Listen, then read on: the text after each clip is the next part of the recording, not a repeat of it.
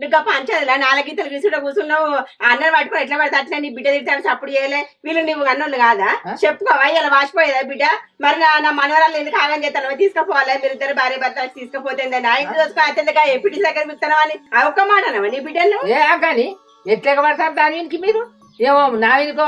సప్పుడు చేయకపోతే అంటాను తల్లికి గండం పిల్లకి గండం మంత్రసానికి ఏం గండవే ఏందావా ఏం మాట్లాడతాను మంత్రసానికి ఏం గండం అంటాను తల్లి వచ్చినా కూడా బాపమ్మ పెళ్లి చేసినది ఉన్నది నువ్వేం మాట్లాడతావు బాబా నీ బిడ్డ అప్పుడు ఇద్దరిని అన్నాక నీ వాళ్ళు ఇంటి మీద తోలితే మీ గట్టిన అనుకున్నావా నవ్వా అదే నా మొగలు లేరా నేను లేరా నా బిడ్డ నేను సాదుకోలేదా నువ్వే సాధినవా సాధినావు మొగరాయుడు తిరిగినాడు తిరిగినావు నువ్వేం చేసినావా ఆమెకు నువ్వు చేసి బిడ్డ బాబు మంచిది అంటుంది కదా ఇప్పుడు పోయి బిడ్డ దగ్గర నీ బిడ్డ తాగుతుంది 5 ఏళ్ళు నీడు ఉంటే ఆ పిల్లగాడు మంచిగా లేకుంటే పెద్దాలుడు మంచిగా లేకుంటే అప్పుడు 10 లక్షలు అయినాయి ఆ కాలాన ఆ 10 లక్షలు పెట్టుకుంటే 10 గుంటల భూమి వచ్చినే ఇవాళ నేను గుంట భూమి రాసిస్తా నా బిడ్డ కానంత నువ్వు పెట్టుకిస్తావా కనుక నీ అవగారికి కంచెలు తెచ్చి నా అవగారికి వచ్చి తెచ్చినా నీ కష్టం చేసినావా నీ కష్టం చేసినా మా కట్నం ఎత్తకున్న భూమి అది నీ బిడ్డకి ఎందుకు ఇస్తావు నువ్వు